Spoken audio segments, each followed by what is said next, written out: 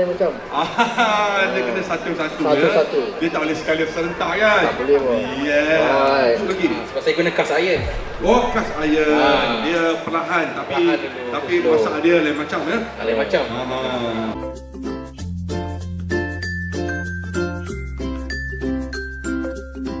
You want to make a steak, you nak guna something like a stew.